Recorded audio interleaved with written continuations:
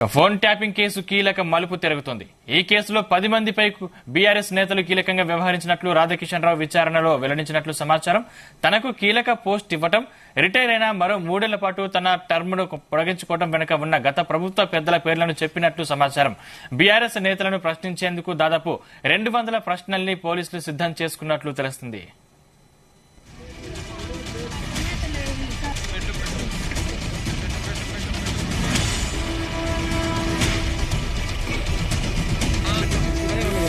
Phone tapping case కీలక మలుపు తిరుగుతోంది. ఈ కేసులో 10 మందిపై బీఆర్ఎస్ నేతలు కీలకంగా వ్యవహరించినట్లు రాధాకిషన్ రావు విచారణలో వెల్లడించినట్లు సమాచారం. తనకు కీలక పోస్ట్ ఇవ్వటం, రిటైర్ అయిన మరో 3 ఏళ్ల పాటు తన టర్మ్ను పొడిగించుకోవడం వెనుక ఉన్న గత ప్రభుత్వ పెద్దల పేర్లను చెప్పినట్లు సమాచారం. బీఆర్ఎస్ నేతలను ప్రశ్నించేందుకు దాదాపు 200 ప్రశ్నలను పోలీసులు సిద్ధం చేసుకున్నట్లు తెలిసింది. ఇదే అంశానికి సంబంధించిన మరిన్ని పూర్తి డీటెయిల్స్ మా క్రైమ్ బ్యూరో చీఫ్ రవితేజ అందిస్తారు. రవితేజ, ఈ రోజు మాజీ డీసీపీ రాధాకిషన్ రావు కస్టడీ ముగియనుంది. మరి కాసేపట్లో కస్టడీ ముగిసినటువంటి వెంటనే రాధాకిషన్ రావుని కోర్టులో హాజరుపరచనున్నారు పంజగుట్ట పోలీసులు. ఈ 7 రోజుల పాటు విచారణ సంబంధించినటువంటి ప్రతి విషయం కూడా డాక్యుమెంట్ రూపంలో, వీడియోగ్రఫీ రూపంలో ఎప్పటికప్పుడు చిత్రీకరించి అవన్నీ వివరాలు కూడా కోర్టులో ప్రొడ్యూస్ చేయనున్నారు. నిన్న జరిగినటువంటి విచారణలో మాత్రం రాధాకిషన్ రావు తన టర్మ్ ని ఎందుకు ఎక్స్పాండ్ చేయాల్సి వచ్చింది, ఈ 3 ఏళ్ల పాటు ఓఎస్డీగా ఎలా కొనసాగారు, ఎవరి నేతృత్వంలో ఈ 3 ఏళ్ల పాటు జీవో రిలీజ్ చేయడము, ఎవరి ఆదేశాల ప్రకారంగా ఈ ఆపరేషన్స్ చేయడము, హైదరాబాద్ లో నిత్యం ఈ డబ్బులని పట్టుకోవడము, వ్యాపారవేత్తల్ని టార్గెట్ చేయడము, హవాలా వ్యాపారవేత్తల్ని టార్గెట్ చేయడం, ఇదంతా కూడా అప్పుడు బీఆర్ఎస్ ప్రభుత్వ వెనుక నుంచి బడా నేతలే ఈ ఆదేశాల మేరకే రాధాకిషన్ రావు పనిచేశానంటూ కూడా నిన్నటి పోలీసుల విచారణలో తనే స్వయంగా ఒప్పుకోవడము, ఆ విషయాలు వాళ్ళ పేర్లను కూడా వెల్లడించడంతో మాత్రం తెలంగాణ పోలీస్ శాఖ ఇప్పుడు మొత్తం బీఆర్ఎస్ పేర్లు ఎవరైతే నిన్న రాధాకిషన్ రావు నిన్న వెల్లడించాడో ఆ 10 మంది బీఆర్ఎస్ నాయకుల పేర్లను కూడా స్టేట్మెంట్ రూపంలో రికార్డ్ చేసుకుని వాళ్ళందరూ కూడా త్వరలో నోటీసులు ఇచ్చేందుకు కూడా సిద్ధమవుతున్నట్టుగా తెలుస్తోంది.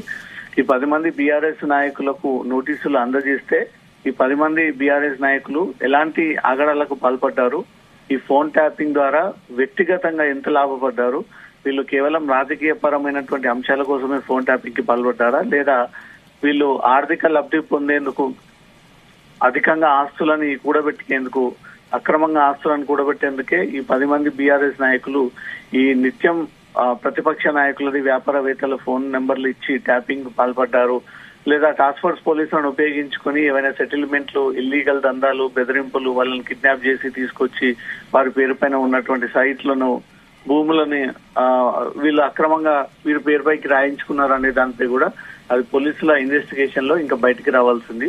ఆ 10 మంది బీఆర్ఎస్ నేతలు ఎవరనే దానిపై మాత్రం తెలంగాణ ప్రజలందరూ కూడా ఎదురు చూస్తా ఉన్నారు. 10 ఏళ్ల పాటు ఒకే కుటుంబానికి చెందినటువంటి పాలన సాగింది. ఒకే కుటుంబం నుంచి కూడా వచ్చినటువంటి ఆదేశాల ప్రకారంగా పోలీసులకు అనుకున్నటువంటి చోట పోస్టింగ్స్, మిగతా వారికి ఎక్కడ కీలకమైనటువంటి పోస్టింగ్స్ ఇవ్వకపోవడము, వాళ్ళు అనుకున్న విధంగానే ప్రమోషన్స్, వాళ్ళకు ట్రాన్స్ఫర్స్, కావాల్సినటువంటి లీవు, వాళ్ళకు కావాల్సినటువంటి వెసులుబాట్లు అన్ని కూడా ఒకే కుటుంబాన్ని నుంచి జరిగినటువంటి కూడా పూర్తిగా విమర్శలు, ఆరోపణలు వెలువడతా ఉన్నాయి. కాబట్టి ఈ 10 మంది బీఆర్ఎస్ నాయకులు ఎవరనే దానిపై కూడా పోలీసులు దానిపైన దృష్టి పెట్టి వాళ్ళకు త్వరలో నోటీసులు అందజేసి వారిని కనీసం 200 క్వశ్చన్స్ వారి పైన కురిపించి వారి నుంచి సమాధానం రాబట్టేటువంటి అవకాశం కనబడుతుంది. రాధాకిషన్ కన్ఫెషన్ ఇప్పటికే గతంలో కస్టడీ ఇచ్చినప్పుడు ఆ కస్టడీలోనే చాలా క్లియర్ గా బీఆర్ఎస్ సుప్రీమో ఆదేశాల మేరకు మేము టీం ఫామ్ చేశాము, దీని ప్రకారంగా ఆపరేషన్ చేశామంటూ కూడా స్వయంగా తనే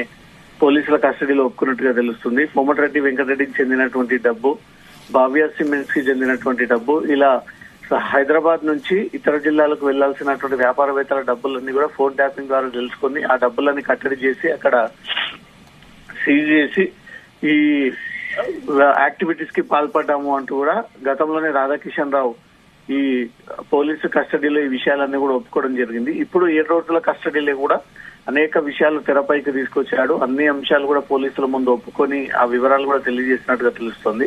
దాంట్లో బీఆర్ఎస్ నాయకులు కీలకంగా ఉన్నారు. బీఆర్ఎస్ నాయకులు చెప్పడంతో ఇవన్నీ చేశాను, తెచ్చిన సీజింగ్ అంతా కూడా, సీజర్స్ అంతా కూడా వాళ్ళ చేతికి అందజేశానంటూ కూడా స్వయంగా రాధాకిషన్ రావు నిన్న పోలీసుల కస్టడీ ఒప్పుకోవడంతో మాత్రం ఇప్పుడు పోలీసులే అవాక్కులో ఉన్నాయి.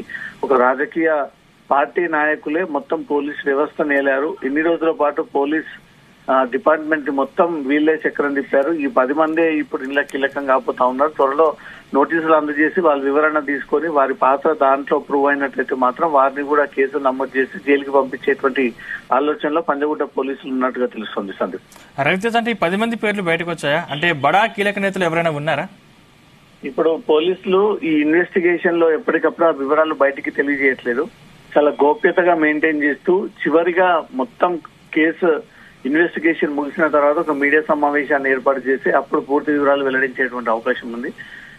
కేసు మార్చి 3వ తేదీన ఫిర్యాదు అందినప్పటి నుంచి ఇప్పటి వరకు కూడా అధికారికంగా ఏ మీడియా సమావేశాన్ని పోలీసులు నిర్వహించలేకపోయారు. కేవలం అరెస్టు చేశామని ఈవినింగ్ రాత్రి వేళలో ఒక చిన్న ప్రెస్ నోట్ రిలీజ్ చేసి ఈ డిపార్ట్మెంట్ కి చెందినటువంటి ఈ హోదాలో ఉన్నటువంటి వ్యక్తులను అరెస్ట్ చేశామని చెప్తా ఉన్నారు. కానీ ఎవరెవరిని ఏ క్వశ్చన్ చేశారు, వాళ్ళు ఇచ్చినటువంటి సమాధానాలు పోయింది, వారు ఇచ్చినటువంటి పేర్లు ఎవరివి, వాళ్ళు ఏ పార్టీకి చెందినటువంటి వాళ్ళు, ఏ ప్రాంతంలో ఉంటారంటూ కూడా కేసు ఇన్వెస్టిగేషన్ వివరాలు ఎక్కడ కూడా బయటికి రివీల్ చేయట్లేదు పోలీసులు. చాలా సీక్రెట్ గా, చాలా బాధ్యతగా ఈ ఇన్ఫర్మేషన్ బయటికి పోకుండా ఒకే డీసీపీ ఐపీఎస్ స్థాయి అధికారి ఆఫీసరే నేరుగా కూర్చొని ఈ కేసు ఇన్వెస్టిగేషన్ చేపడతా ఉన్నారు. కాబట్టి 10 మంది బీఆర్ఎస్ నాయకుల యొక్క వివరాలు అయితే పోలీసులు పూర్తిగా సేకరించారు. ఆ 10 మంది బీఆర్ఎస్ నాయకులకు తొందరలో నోటీసులు అందజేసి వారిని బంజారాహిల్స్ పోలీస్ స్టేషన్ పిలిపించి వారి స్టేట్మెంట్స్ అన్ని కూడా విడివిడిగా రికార్డ్ చేసుకుని వారి తప్పు దాంట్లో ఉన్నట్టయితే నిజంగానే వీళ్ళు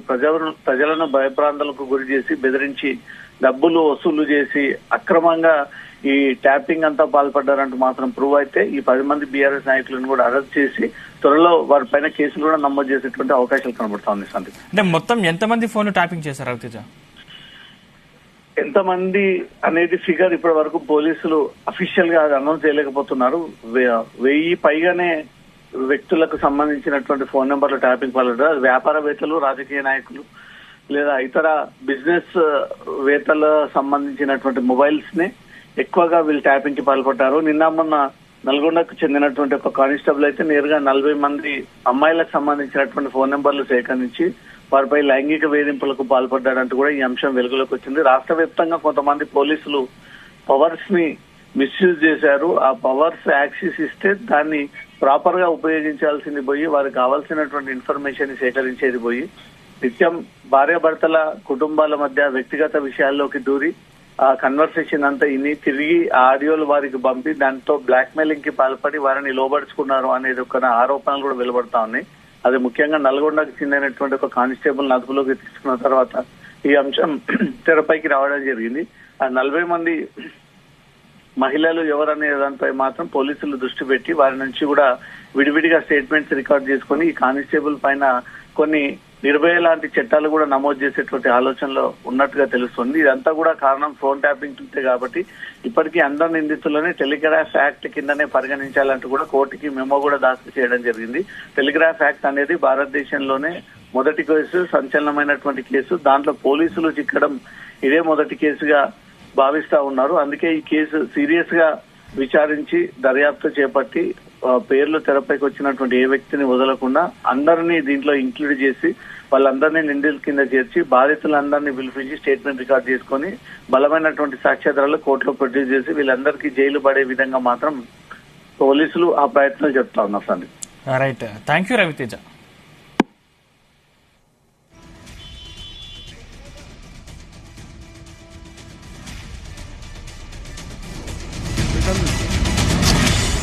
సరే చెప్తారా? మాట్లాడతారా? చెప్పాలనుకున్నారు.